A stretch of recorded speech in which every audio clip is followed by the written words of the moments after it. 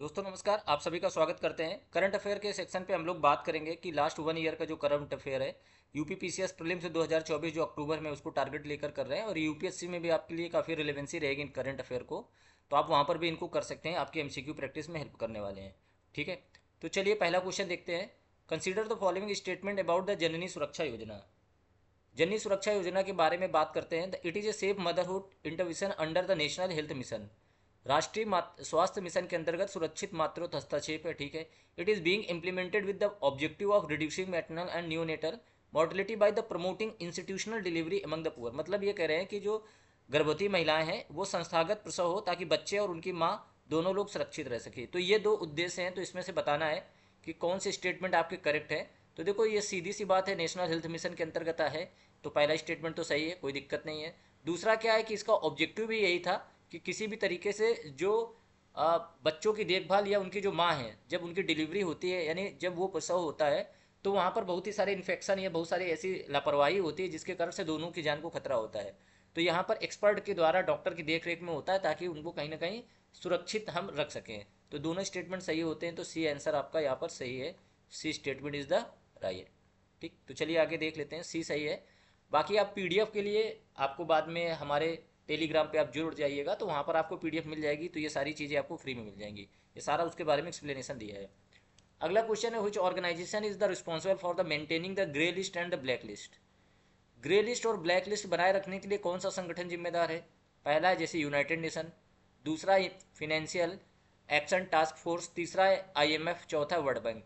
अब देखो grey list and black list में अब काफ़ी चर्चा में था जब पाकिस्तान को ग्रे लिस्ट में डाला गया था, और हम सबको पता है कि ये चर्चा में किस कारण से था, क्योंकि जो फिनेंशियल एक्शन टास्क फोर्स है यानी FATF, यहाँ पर वित्तीय कार्रवाई कार्यबल, ये लोग क्या करते हैं कि आतंकवाद के वित्त पोषण को लेकर, या जहाँ पर कह सकते हो उन देशों की पॉलिसीज़ कुछ ऐसी होती हैं कि कहीं ना कहीं टेररिज्म या इस तरह की इलीगल एक्टिविटीज़ में पैसा लगता है, और सरकार वहाँ पर उस चीज़ों को रोक नहीं पाती है। तो ये क्या करते हैं, ब्लैक लिस्ट और ग्रे लिस्ट दो बनाते हैं। ठीक है, जहाँ पे ज़्यादा आप कह सकते हो गंभीर मामला है वो ब्लैक लिस्ट जाता है, और जो थोड़ा सा नॉर्मल होगा या कह सकते हो जो अभी एड्रेसेबल है, जिसको करेक्ट किया जा सकता है, उसको वो लोग ग्रे लिस्ट में डालते हैं। तो यहाँ पर आपका आंसर बी होगा। ये इसके बारे में ब्रीफ दिया गया है, आप आराम से देख सकते हैं। अगला क्वेश्चन है, which of the following is not a component of India's forex reserve. निम्नलिखित में कौन सा भारत के विदेशी मुद्रा भंडार का घटक नहीं है? ये क्वेश्चन आया हुआ है, प्रीलिम्स में भी पीसीएस में भी पूछा गया है, और यूपीएससी के लिए भी इंपॉर्टेंट है। कि पहला ऑप्शन दिया गया फॉरेन करेंसी एसेट्स, FCA विदेशी मुद्रा परिसंपत्ति, SDR बोलते हैं स्पेशल ड्राइंग राइट्स विशेष आहरण अधिकार, तीसरा है गोल्ड रिजर्व स्वर्ण भंडार, चौथा है डोमेस्टिक करेंसी होल्डिंग घरेलू। अब देखो यहाँ पर भारत का जो विदेशी मुद्रा भंडार होगा, देखकर आपको समझ में आ रहा होगा कि ये जो डोमेस्टिक वाला है ना, इसको अगर आप रखने लगो विदेशी मुद्रा में, तब तो कहानी खत्म। मतलब आप रुपये को अगर आप पूरी तरह से विदेशों में यूज कर सकते हो, और दुनिया हर देश का लोग रुपए के लिए डिमांड करने लगे या रुपए इंपॉर्टेंट हो जाए, तब तो आधी समस्या ही खत्म हो जाए। हमारा रुपया इतना कम्पिटेंट नहीं है, तो इसलिए हम इसको फॉरेक्स रिजर्व में नहीं रखते हैं। बाकी जो तीन दिए गए हैं ये आपके फॉरेन रिजर्व में आते हैं। फॉरेन करेंसी एसेट्स हैं, SDR भी है, और गोल्ड रिजर्व है। इन तीनों को हम रखते हैं इंडिया का जो फॉरेन रिजर्व है। तो D will be the right answer. मैंने बोला था कि ये आपका इस पर नहीं रहता। बाकी दिया गया है जैसे FCO को रखते हैं, ठीक है, गोल्ड रिजर्व को रखते हैं, SDR को रखते हैं, ठीक है, और भारत का रिजर्व पोजीशन IMF में है, तो ये आप आराम से पढ़कर समझ सकते हैं। इसके बाद क्या दिया है, राइजोटोप प्रोजेक्ट किससे रिलेटेड है? ये बहुत न्यूज पे था। तो पहला रिन्यूएबल एनर्जी डेवलपमेंट, दूसरा रिनो कंजर्वेशन, तीसरा क्लाइमेट चेंज मिटिगेशन, चौथा स्पेस एक्सप्लोरेशन। नवीनीकरण ऊर्जा विकास, गंडे का संरक्षण, जलवायु परिवर्तन समन, या अंतरिक्ष। ये स्ट्रेट फॉरवर्ड अगर पढ़ा होगा तो होगा, नहीं तो नहीं होगा। तो इसका सही आंसर है बेटा बी। ये रिनो कंजर्वेशन से था, और वहाँ पर क्या था, टेक्नोलॉजी का यूज किया गया था कि आप जब भी किसी तरह से, भाई गंडे को उसके खाल या उसके सींग के लिए किया जाता है, इन लोगों ने इस तरह से चिप या अरेंजमेंट रखा था कि हम उसको न्यूट्रलाइज कर देंगे, यानी सींग में जो उसकी है उस तरह से चिप लगाएंगे कि उसका उपयोग ही अब नहीं कर पाओगे, क्योंकि वो आपके लिए बहुमूल्य नहीं रह जाएगा। कुछ इस तरह का प्लान था। तो यहाँ पर देखो रेडियो एक्टिव चिप लगाने की बात कही गई थी उसके हॉर्न में यानी सींगों पे, और जिसके कारण वो यूजलेस हो जाएगा, और फिर वो जहरीला भी हो जाएगा ह्यूमन कंजप्शन के लिए। इस तरह से हम बचा सकते हैं। कुछ इस तरह से साउथ अफ्रीका के साइंटिस्ट ने किया था। तो इसका सही आंसर बी होगा। Which of the following is not member of the G7। इनमें से कौन सा G7 का सदस्य नहीं है? कनाडा, इटली, रसिया, जर्मनी। G7 आपको पता है दुनिया के ताकतवर यानी बहुत ही डेवलप्ड देश है, उनका एक संगठन है जो फिनेंशियल स्टेबिलिटी वगैरह के लिए मीटिंग करते रहते हैं। और पूरी दुनिया में नज़र रखते हैं कि अनस्टेबिलिटी अगर कुछ आ रही तो वो लोग डिस्कस करते हैं। तो इनमें से कौन सा एक मेंबर नहीं है? कनाडा है, इटली भी है, जर्मनी भी है, और रसिया को इन लोगों ने हटा दिया था, G8 था पहले, तो इस कारण से C will be the right answer. तो यहाँ पर G7 में आप कह सकते हो 7 मेंबर्स हैं वर्ल्ड के लार्जेस्ट एडवांस इकोनॉमिक्स में: Canada, France, Germany, Italy, Japan, United Kingdom and USA। ठीक। The global gender gap index is released by which of the following organisation? वैश्विक लैंगिक अंतर सूचकांक किसके द्वारा होता है? तो देखो UNDP भी है, वर्ल्ड इकोनॉमिक फोरम भी है, IMF भी है, वर्ल्ड बैंक। ये रिपोर्ट्स आते रहते हैं हमेशा से, यूपीएससी में भी पूछे गए हैं, स्टेट पीसीएस में भी अब रिसेंटली क्वेश्चन पूछे जाते हैं, खासकर यूपी में। तो इसका सही आंसर होगा वर्ल्ड इकोनॉमिक फोरम।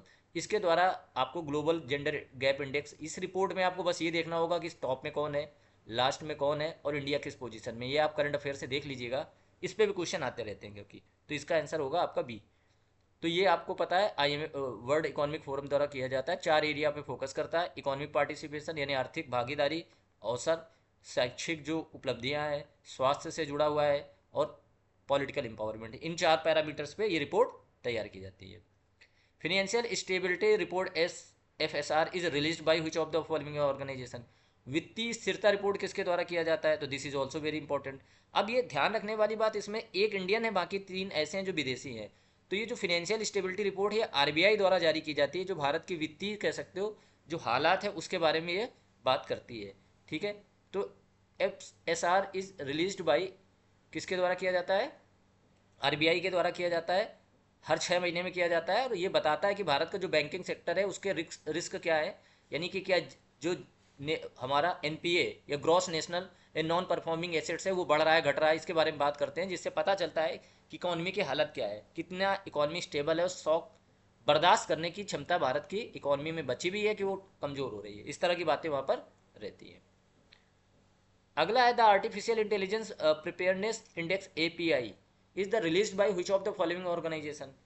ये भी इंपॉर्टेंट होता है कि कृत्रिम बुद्धिमत्ता तैयारी सूचकांक किसके द्वारा किया जाता है? World bank, IMF, world economic forum, या यूरोपियन सेंट्रल बैंक? तो आर्टिफिशियल इंटेलिजेंस वाली जब बात आएगी तो ध्यान से याद रखिएगा, ये इंडेक्स काम बहुत ईमानदारी से करता है। कौन? IMF। अंतर्राष्ट्रीय मुद्रा को सब देखो, देख कर आपको नहीं लगेगा कि IMF ये काम करता है, वो तो मॉनेटरी पॉलिसी है, लेकिन ऐसा नहीं है। ये ऑर्गेनाइजेशन बहुत डाइवर्सिफाई तरीके से काम करते हैं, और इस तरह के जो डेवलपमेंट होते हैं या बहुत सारे बड़े इशूज़ हैं उन पर इनकी रिपोर्ट्स आती रहती हैं। तो इसका सही आंसर IMF है। ठीक है। 174 देशों की इकोनॉमी को लेते हैं, डिजिटल इंफ्रास्ट्रक्चर के भी यहाँ पर, human capital, labour market policy, innovation और इकोनॉमिक इंटीग्रेशन, इन सबको सामने रखकर ये कहीं ना कहीं रिपोर्ट बनाते हैं और उनकी रैंकिंग वहाँ पर तैयार करते हैं। अगला क्वेश्चन है the consider the following statement about the Bhuvan panchayat portal. Bhuvan panchayat portal के बारे में बात कही जा रही है, बहुत इंपॉर्टेंट है क्योंकि इसरो द्वारा डेवलप किया गया था, और आपको भी पता है साइंस टेक में जो बहुत सारे रिसेंट डेवलपमेंट होते हैं वो हमेशा इंपॉर्टेंट रहते हैं एग्जाम के पॉइंट ऑफ व्यू से। ठीक।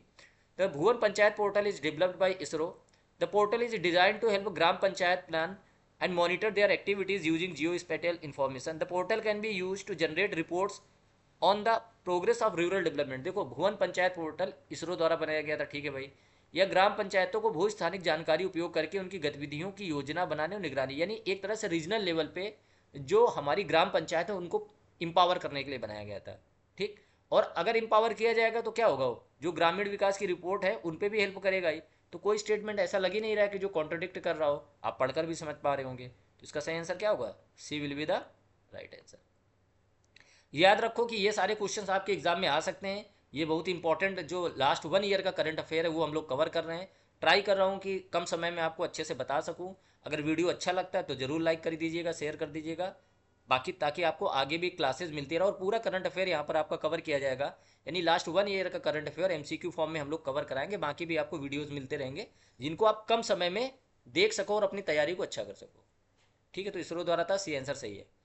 आगे देखो, वे एंड द मीन्स एडवांस WMA is a mechanism used by the RBI to provide temporary liquidity support to the central and state government. अर्थोपाय अग्रिम भारतीय रिजर्व बैंक द्वारा केंद्र और राज्य सरकारों को अस्थायी तरलता सहायता प्रदान करने के लिए उपयोग की जाने वाली एक व्यवस्था है। The interest rate on the WMA is more than the repo rate. अब देखो क्या होता है कि RBI कई बार भारत सरकार को, राज्य सरकारों को, जब उनके पास लिक्विडिटी क्रंच मतलब पैसे की कमी होती है फ्लो में, तो देता है। ठीक है। उसके कारण वो फिर उसके लिए बॉन्ड वगैरह भी जारी करता है, तो जिसको गवर्नमेंट उस पैसे को यूज कर लेती है। दूसरी इंपॉर्टेंट बात क्या है कि इसमें कह रहे हैं जो इंटरेस्ट रेट है वो रेपो रेट से अधिक होता है, ये बात गलत हो गई है। इसमें जो इंटरेस्ट रेट होता है वो हमेशा रेपो रेट से कम ही होता है, ये चीज़ का आप ध्यान रखिएगा। तो ये बात यहाँ पर गलत है। बाकी वन स्टेटमेंट इस यहाँ पर सही है, क्योंकि ये इसी तरह आरबीआई यूज ही करता है इसको। तो ए इज द सही, S1 करेक्ट है, क्योंकि mechanism use by the RBI to provide liquidity support, मैंने बोला ना कि पैसे की कमी है जब, ये एक फिक्स्ड लिमिट सेट में होता है। इससे ज़्यादा जो रेट है ना, देखो एक होगा कि इतना पैसा आप ले सकते हो, अब उससे ज़्यादा चाहिए तो आपको थोड़ा सा इंटरेस्ट ज़्यादा देना पड़ेगा, लेकिन इसका 1% पॉइंट कम होता है रेपो रेट से, जो कह सकते हो इंटरेस्ट रेट है। तो ये हमारा सेकंड स्टेटमेंट यहाँ पर गलत हो गया था। अगला है consider the following statement about the smart cities mission. The mission aim to promote sustainable and inclusive cities that provide core infrastructure and give a decent quality of life to its citizen. इस mission का उद्देश्य ऐसे टिकाऊ और समावेशी शहरों को बढ़ावा देना है जो बुनियादी ढांचा प्रदान करें, अपने नागरिकों को एक सब जीवन प्रदान करें। एकदम सही बात है। स्मार्ट सिटी मिशन का क्या टारगेट है? पहली बात तो एकदम साफ लग रही है कि भाई आप वहाँ पर सस्टेनेबल एंड इंक्लूसिव सिटी, मतलब ऐसा शहर जो आगे लंबे समय तक सर्वाइव कर पाए। ऐसा नहीं कि आज आपने खूबसूरत किया है, इतना दोहन कर लिया है उसका कि वो अपनी समाप्ति की ओर भाग रहा है, जैसे दिल्ली वगैरह सस्टेनेबल नहीं लग रहे हैं। इंक्लूसिव सिटी ऐसा होना चाहिए कि भाई सभी को वहाँ पर मौका होना चाहिए, इंफ्रास्ट्रक्चर ऐसा हो कि एक हम अच्छे जीवन को जी सके, ट्रैफिक ना हो, प्रॉपर पॉल्यूशन ना हो, इस तरह की चीज़ें का भी ध्यान रखना है। अब दूसरा कह रहा है ये cover all cities in India, all cities ने 100 सिटीज़ की बात कही गई थी, तो ये स्टेटमेंट यहीं से गलत हो जाता है कि ऑल सिटीज़ वाली बात गलत होती है। तीसरा कह रहा है पीपीपी यानी पब्लिक प्राइवेट पार्टनरशिप की component of the smart city, एकदम सही बात है। सरकार ने एक स्पेशल व्हीकल बनाया था कि भाई पैसा कहाँ से लाएंगे, क्योंकि जब तक आपके पास बजट नहीं होगा, फिनेंस अच्छा नहीं होगा, तो आप ये प्रैक्टिकल चीज़ें इंप्लीमेंट नहीं हो सकती। इंफ्रास्ट्रक्चर में तो बहुत पैसा चाहिए। तो सरकार ने कहा कि भाई इसमें क्या करेंगे, हम बॉन्ड जारी करेंगे और उस बॉन्ड की परिपक्वता में जो लोग पैसा लगाएंगे तो शहर के विकास के साथ साथ उनको भी पैसा मिलेगा। तो इसका मतलब क्या है कि ये पीपीपी मॉडल पे ही चालू किया गया था। ये स्टेटमेंट भी सही है। तो पहला स्टेटमेंट आपका सही है और तीसरा स्टेटमेंट सही होता है। तो इसका मतलब कि कितने कथन सही हैं? केवल दो। तो B will be the right answer. इसका सही आंसर बी होगा, क्योंकि सेकंड इसलिए इनकरेक्ट हो रहा है कि 100 सिटीज़ के लिए था। देखो यहाँ पर S2 जो है वो आपका गलत होता है। अगला क्वेश्चन है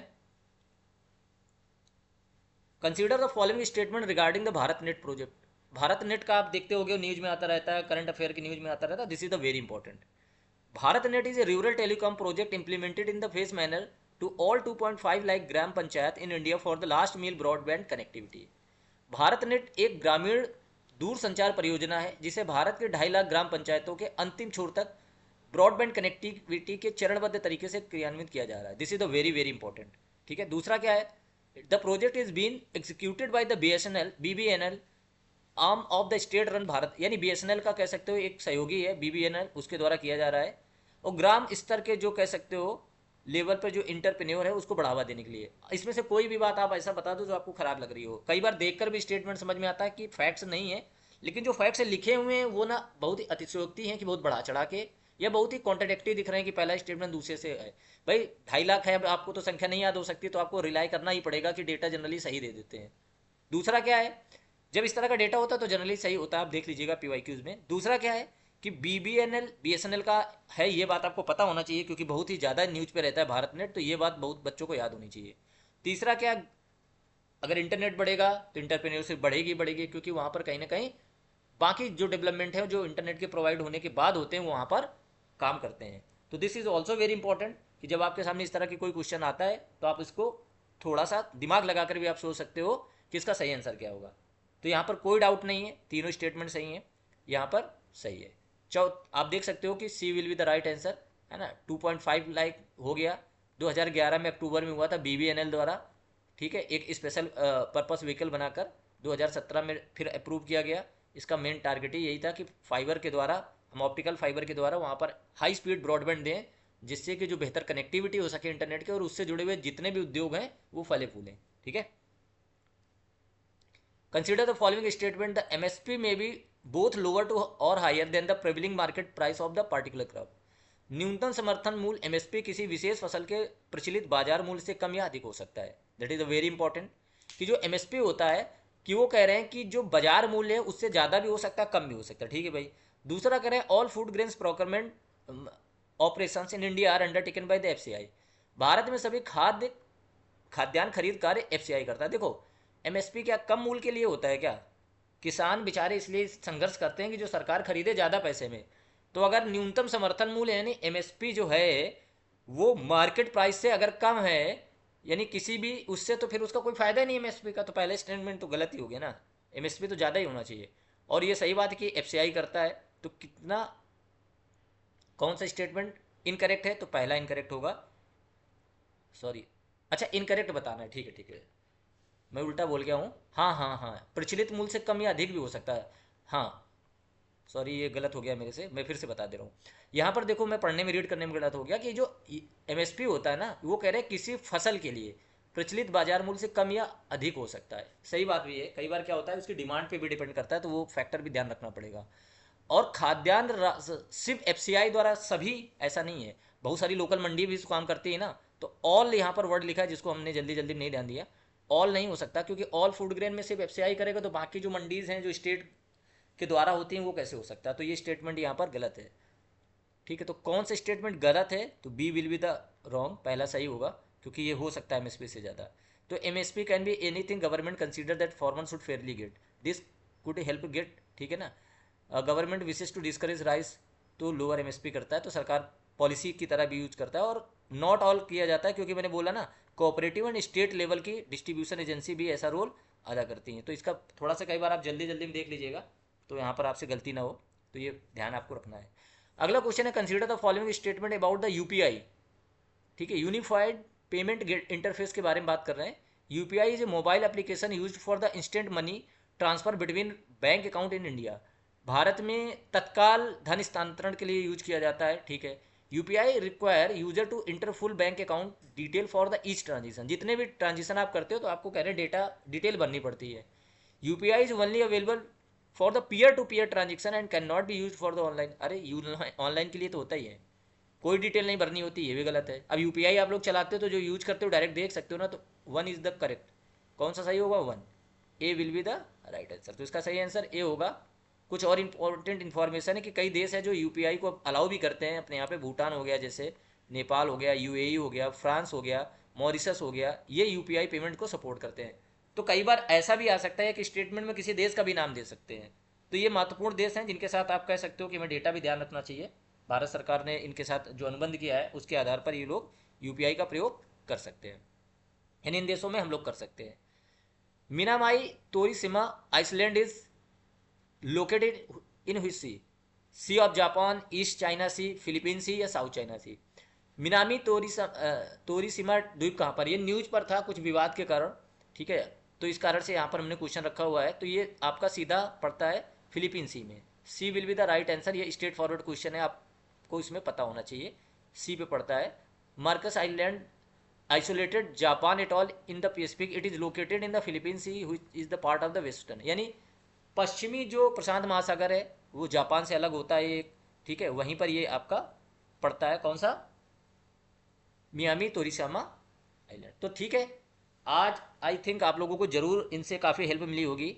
और करंट अफेयर की क्लासेज आपकी कंटिन्यू यहाँ पर आपकी वीडियोज़ आते रहेंगे, कुछ समय बाद हम लाइव क्लासेज भी यहाँ पर लेकर आएंगे आपके साथ। ध्यान बस रखना है कि अगर आपको लगता है कि क्लास आपके लिए यूजफुल है तो आप जरूर उसको शेयर एंड लाइक करो। ये आपके लिए यूपी पीसीएस 2025 का जो अभी प्रीलिम्स होने वाला है 12 अक्टूबर, उसके लिए तो बहुत ही हेल्पफुल है, मैंने टारगेट ही उसी को किया है। बट यूपीएससी के लिए भी आपके लिए एक अच्छे क्वेश्चन हैं, तो ये ज़्यादातर क्वेश्चन इनमें से ऐसे भी होंगे जो यूपीएससी में भी आपको हेल्प करेंगे। तो जो बच्चे यूपीएससी के भी एग्जाम दे रहे हैं उनके लिए तो है ही हेल्पफुल, और पीसीएस के लिए तो एकदम हेल्पफुल है, क्योंकि ये मैंने ध्यान में ही रख के रखा है कि जो 24 का भी प्रीलिम्स 25 का प्रीलिम्स देने वाले हैं उनको यहाँ पर हेल्प हो सके। चलिए धन्यवाद, आज इतना ही रखते हैं, बाकी किसी वीडियो के लिए आपसे आगे जुड़ेंगे। Thank you very much.